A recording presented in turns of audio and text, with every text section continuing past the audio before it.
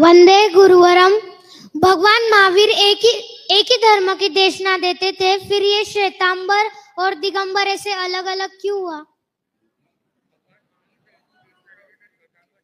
हाँ, अलग अलग तो ऐसा है कि जैसे एक पिता है, एक पिता के मान लो 4 बेटे हैं, चारों पिता के पास चारों बेटे साथ में ही रहते थे, कई वर्षों तक साथ में ही रहते थे।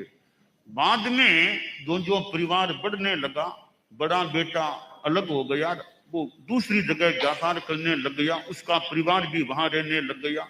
दूसरे बेटे का परिवार और किसी शहर में जाके काम करने लगा, वहां रह गया।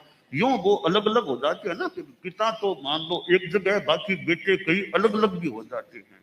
इसी प्रकार कई बार आपस में खटपट हो जाए तो अलग हो जाते हैं। भाइयों में चारों में बनते नहीं आपस में, तो अलग अलग हो सकते हैं। इसी प्रकार भगवान महावीर हमारे पिता थे, वो हमारे मानो परम पिता थे। वो थे आशा करे तब तक सब भाई साथ में रहते, सब साधु एक संगठन में थे।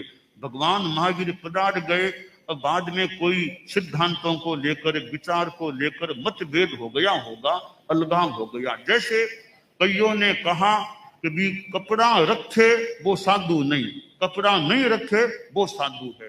तो कईयों ने कहा कपड़ा रखने वाले भी साधु हो सकते हैं, बिना कपड़े वाले भी साधु हो सकते हैं, इसमें दोनों ही साधु हैं। तो कई बोले नहीं, कपड़ा रखोगे तो तुम साधु नहीं हो।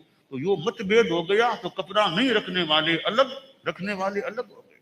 बाद में कोई मान लो यह बात ही मूर्ति पूजा करने की, तो कईयों ने मान लो, कईयों का सिद्धांत मूर्ति पूजा होनी चाहिए मंदिर, कईयों ने बाद में कहा नहीं मूर्ति पूजा ठीक नहीं, कि मूर्ति को पूजा हमें मान्य नहीं। तो यह मतभेद फिर अलगाव हो गई। यूं कोई सिद्धांतों को या कोई विचार वेद आदि को लेकर अलग अलग हो गए। वर्तमान में मोटा मोटी हम जैन शासन में 4 हैं, दिगंबर एक कहलाते हैं, फिर मूर्ति पूजक, थानकवासी 13, तो यूं 4 हो गए। 4 होने पर भी आपस में मैत्री भावना रहे, सौहार्द रहे, अपनी अपनी साधना करें। वंदे गुरु।